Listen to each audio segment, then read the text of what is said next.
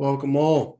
Tried to get a co-host, couldn't get one, but didn't feel right not having a pod on the last week of the regular season for everyone. So I just wanted to get in here, do a little bit of playoff lead up. Got some big matchups this week for myself included and some other members of the league about getting in. So without further ado, just jump in here and I want to congratulate Review Camera, JD Vance, Couch, Team Coleman, Team Bucher, Moody White Johnson, and the Rock Boys, all for locking up a playoff spot.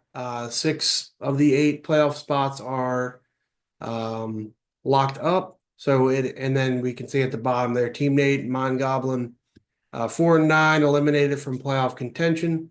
Um, a lot of injuries on those squads. So some tough luck there. Tried to do what they could, but there's too much to overcome, I think, especially with Lazinski and McCaffrey. That really, sets you back when your best player can't even go a few games without hurting himself. But nonetheless, we have myself, the Risky Dipper, the Milkman, and the Pizzles fighting for two spots. So very exciting. This feels like the most competitive year. Usually we've had a team that, gets to 10, 11 wins, runs away with it. And we have on the converse some teams that, max out at 3 wins, maybe four at the bottom. So it feels like this year all in all has been pretty competitive from a standpoint of everyone was in it pretty much till the end. So it makes it fun, right? But that being said, I do have the highest playoff percentage in. I assume that's due to points for, just looking at that real quick. Yeah, so I'd hold, well, actually the Pizzles have caught up to me, but I do hold precedent over the three for points. So I play Milkman this week. We'll get into that in a bit. That's a win and in game for either one of us. And then if I lose and Mike and Pizzle were to, well, if Mike was to lose, I would be in. But if Mike wins, Milkman wins, that's going to wrap that up. So it's just a matter of, who gets in with what. I believe Mike plays the Rock Boys. We'll look at that in a minute as well. But seeding wise, really, I know Ed and Ryan play this week for the number one spot. Some players on bye, so that'll be interesting um, to see how that goes. Coleman could slide up possibly to the second spot, but that would take quite a miraculous shot of points for to make that tiebreaker happen. So Team Bucher definitely could slide up as well if Team Coleman does slip. So definitely some moving pieces. Obviously, we do the format where it's, top four play the bottom four, so one plays the eight, and so on and so forth. So if there's a team that you're eyeing up that you'd like to play, seeding matters, but I think a lot of people will just say they want to be in the dance. So um, just looking at this, Team Bucher most likely going to run away with Ed closed the gap a bit, but most likely going to close the season with the most points for. Started playing defense a little bit for Team Bucher. And look at that, I gave up the most points. So still haven't figured out how to play defense in week, what is this, 14? So, yeah, 14. So, we'll figure it out maybe this final week to get it done. Hopefully the Milkman could go easy on me, but yeah, it should be a fun week to close it out. Just looking at the matchups here. We have the Milkman versus myself here. He's a projected heavy favorite, obviously, with Tyreek. And I mean, Chase Brown's been great. Najee's been great. Josh Allen's been on fire. So I got my work cut out for me to win this game. I need big nights out of the Green Bay boys tonight. I think this is the lineup that I'm going to go with. No Derrick Henry on a week I really need him hurts. But this my team's shown the ability to put up a lot of points, um, throughout the season. So I'm not too worried about it. I think it'll be closer than this projection shows. But honestly, just looking at this, I like a lot of the Milkman's matchups better than what I have. I really just need Tyreek Hill and Cooper Kupp to be not great, and I need Chase Brown to slow down a little bit. And yeah, but he's got a lot of good matchups up and down. See if Fergie goes for the Cowboys. That defense is horrific. So that would be a big get for him. Maybe sweating that on a Monday night. But for me, I just need my big names to show up. I need Pacheco to find the end zone. Bucky's been carrying me. I need Jalen and like I said, the Green Bay boys to get me there. And yeah, just need a little bit of luck from that point. But yeah, I'm honestly going to pick the Milkman to win here. I think his team's better than mine. I just, on paper, it certainly is. We'll see what the numbers look like on Sunday. But yeah, it's gonna be a good game, I think.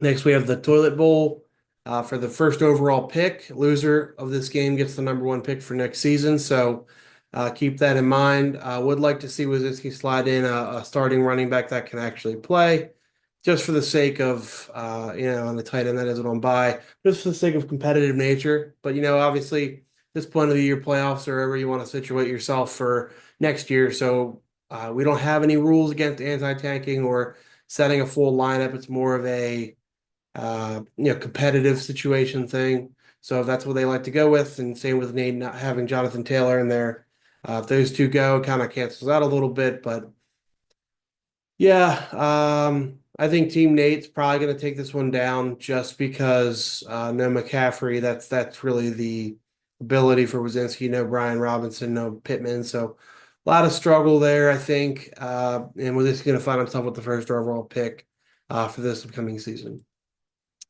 Next one, we got Team Coleman versus Pizzle. Pizzle in a must-win game and needs some help.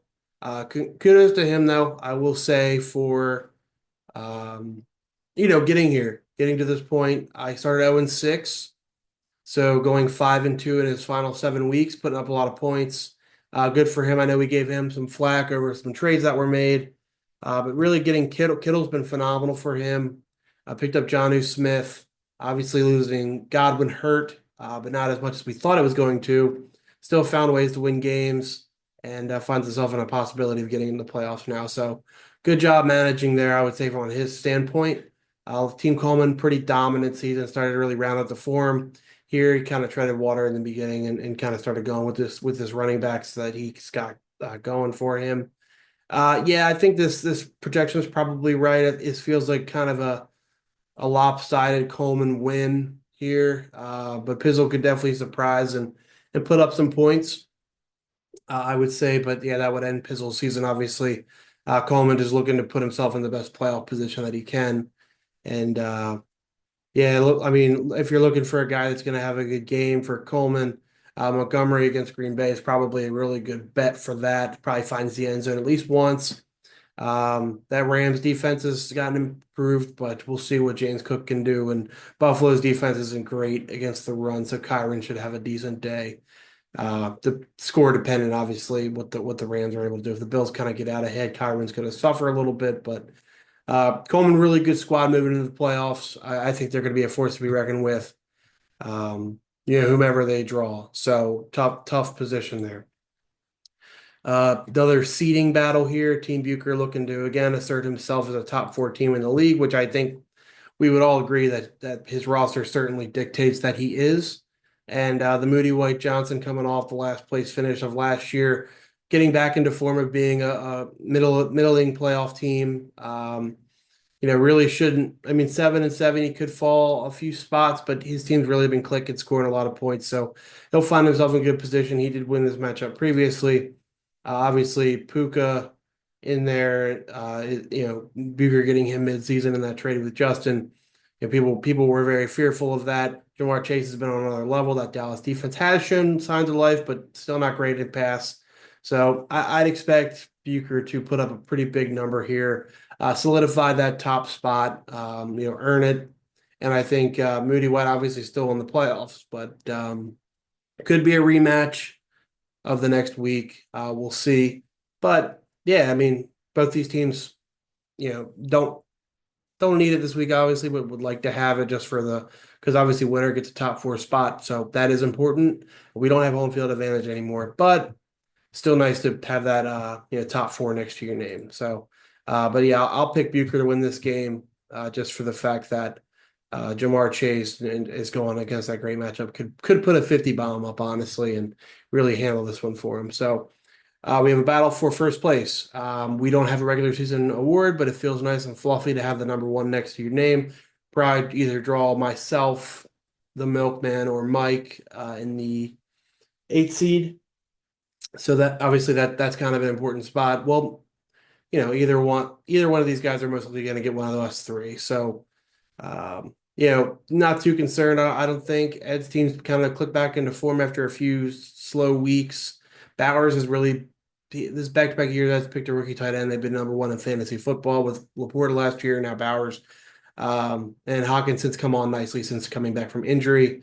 Starting the LGBTQ plus QB in Caleb Williams, who's really been playing good football lately. That's a really good ad. And yeah, I like a lot of these matchups. I don't know how Devonta Smith does against Carolina coming back off the injury. I think it's a run heavy game. I think this game gets kind of away from the Panthers. Just kind of assuming the Eagles do what they do, a lot of ground and pound. So I'd expect. So there is some ability here for JD Vance to win and get this number one seed. No Lamar might not be a problem. Good matchup for Derek Carr against the Giants, but Derek Carr does like to suck, so we shall see. Pretty tough bye week for Ed as well with his Commanders boys and Bo Nix and everyone out. Not no McConkey in the lineup. I don't think that's a problem. I like some of the matchups he's got here, but yeah, looking at advance here again. Just Jerry Jeudy really had a monster game last week. Let's see if he continues that against a tough Pittsburgh defense that has shown a little ability to get thrown on a little bit. So, James is going to sling that thing around. So I'd expect Judy to get his. Brian Thomas has been phenomenal this year as a rookie. Really, really good pickup. Justin Jefferson is who he is, and that San Fran defense not as good as they used to be. So Swift could have a nice day, and I think Jacobs against Detroit has a couple touchdowns as well. So yeah, it should be a pretty good game. I'm going to give the edge, I think, to the couch just because there's a lot of he's got a lot. I think he's got better quality starters at this point in this game with the bye weeks the way they are. I probably would lean the other direction if it's two full healthy squads, but Lamar has really been rocking the boat and carrying the squad. But this would be quite an exciting championship match if this ends up being what we get in about a month from now. So that's really exciting. But I will give it to the couch here to take on the number one spot. And then we have another battle here. Like I said, Mike needs to win to get in. If he loses, I'm probably going to have him in points four. So Rock Boys get a win here. That would do me a lot of good. So I may have reached out to him with some words of encouragement to get this going because I would like to get in the playoffs. I'm tired of being mediocre in this league, and it really does irk me that I can't have success in this league. But nonetheless, looking at the matchups here, yeah, I mean, Josh has been kind of a swingy team. I know I haven't really been a big fan of his, but you know, yeah, it's tough. CD's kind of a wrecking ball. Pollard's, if you look at all these guys in the lineup, really up and down, other than like James Conner, it's been a lot of inconsistency, and obviously with a lot of these guys on bye, Mark Andrews has really kind of gotten him back into the position he is now, with playing so well, pretty much a touchdown every week. But yeah, just this is kind of a team you might want to target trying to play week one of the playoffs just because of the nature, like I said, of their swinginess. But some pretty favorable matchups here, I would say. CD should have a good game, but I think we've said that for about 2 months, and he really hasn't done. I mean, he's number five in fantasy, which is shocking to me. But I think he should have a good game in Cincinnati. And Kirko picks these days going against that Vikings defense that's been really good.